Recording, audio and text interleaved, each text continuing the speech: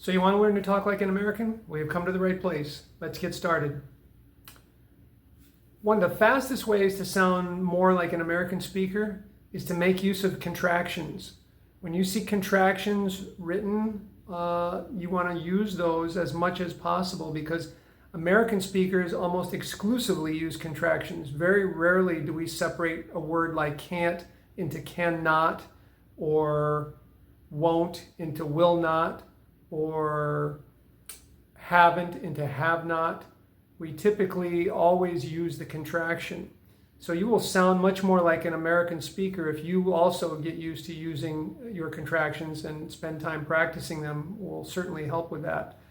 I've noticed in particular that a lot of speakers from India or Pakistan do tend to break apart the contraction when they see it in something written in a written form, and they may look at the word can't and say cannot, which is a problem with accent if you have a strong accent on the word not, which a lot of people do.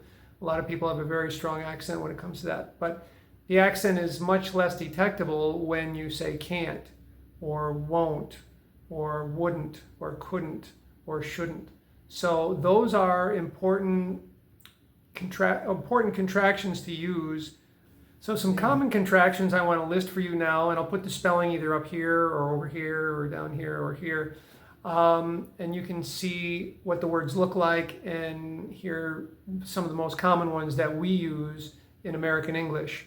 Starting with can't, cannot, but we say can't. Won't for will not, but we say won't. Haven't for have not, but we say haven't. Hadn't for had not, but we say hadn't. Wouldn't for would not. Couldn't for could not. Shouldn't for should not. And I've, we've, they've are also very common contractions that we typically use, as well as don't. Don't is one that I think is very useful to learn to use and to learn to pronounce, and it's going to do a much better job of hiding your accent using those contractions than trying to break the word apart.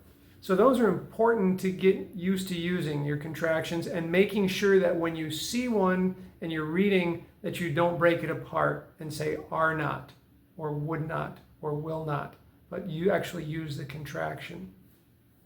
Okay, that was a quick short lesson and I hope you enjoyed it. I hope you make use of your contractions and don't start breaking those contractions into two words, and go practice and you'll be sounding like an American in no time.